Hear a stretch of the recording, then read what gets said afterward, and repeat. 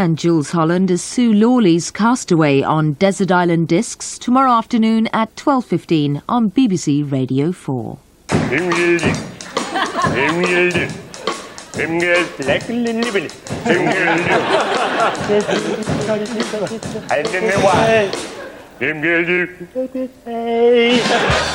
Friday, 9:30 on BBC Two.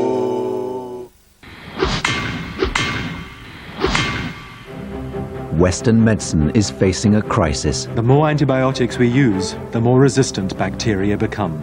The drugs which have kept us safe for 50 years are beginning to fail. In the era of the superbug, where can medicine go next? Here in Georgia, the doctors aren't too worried because they have an answer. A virus. And the virus comes from sewage. Horizon examines the virus that cures. Thursday at 9:25 on BBC Two. I'm not quite sure that people have realised what might be at stake.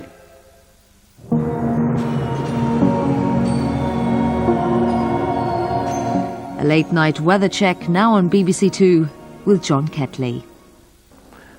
Hello again. Well, the weather's been pretty volatile during Saturday across various parts of Europe. You can see how the thick cloud has been extending northwest to southeast across those central and northern parts of Europe, with a finger of thin cloud also down there across the Black Sea, extending down through Turkey and into the Mediterranean. In fact, at Antalya in the southwestern corner of Turkey, we saw 30 millimetres of rain in just 6 hours.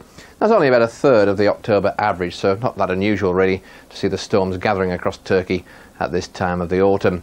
Now further west also we've seen the thick cloud developing across Spain and Portugal during the afternoon due to very high temperatures of course, and plenty of thunderstorms broke out as well during the second part of the day. It's really been quite a stormy evening across northwest Africa up into Spain and particularly out towards Portugal and westwards out through towards Madeira.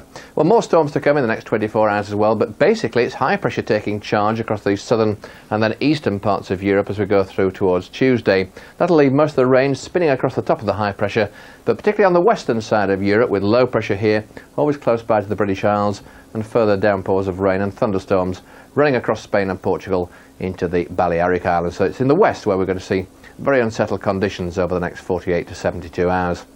Well, as far as tonight's concerned, a lot of clouds spilling in now on the fairly stiff westerly breeze. The southeastern corner perhaps seeing some mist and fog with very much lighter winds here, but temperatures holding up reasonably well into double figures in some northern and western parts of Britain. This weather system, though, will make inroads across the country eventually in the next 48 hours. The wind's keeping going, still quite a brisk wind across Scotland especially during Sunday, but the winds in the south very much lighter as you can see here. All the time the winds are backing off, that's to say going from southwest more towards south, so something of a change there where you get the breaks in the cloud. It may be due to different parts of the higher ground giving the breaks to give more sunshine during Sunday. I think on the eastern side there'll be some bright weather in the morning even, but some very extensive cloud too and some mist and fog in the southeastern corner. Further rain and drizzle keeping going on these western fringes, but even here I think during the day you'll find a few breaks developing, especially with that wind coming in from the south where you've got high ground down to the south of you. So a slightly different situation to how things were on Saturday. So temperatures then reaching about 18 to 20 degrees in the brightest parts, but the wind still quite stiff up in the northwest there, so only 14 to 16 typically. Then that weather front begins to make inroads across the country during Monday. It means to say to be lined up across Scotland, down through northern England, Northern Ireland, into Wales and the West Country. That's where there's going to be a slow-moving band of rain for much of the day. A few showers breaking out ahead of it, but still pretty warm weather across East Anglia and South East England, where it should stay dry, and eventually brighter weather, cooler, fresher weather too, moving in to Northern Ireland and the far western part of Scotland. We've still got the low pressure around on Tuesday though, that low pressure lingering across northern Scotland on Wednesday, so it's a mixture of sunshine and showers really for the second part of the week. Really quite an unsettled week, but the wettest weather arguably is going to occur on Monday. And that's it from me for now. And that's it from BBC Two for this evening. Just a reminder though, radios 1, 2 and 5 live are on the air throughout the night with music, news and information. So on behalf of everyone here on BBC Two, this is Manju Mali wishing you a very good night.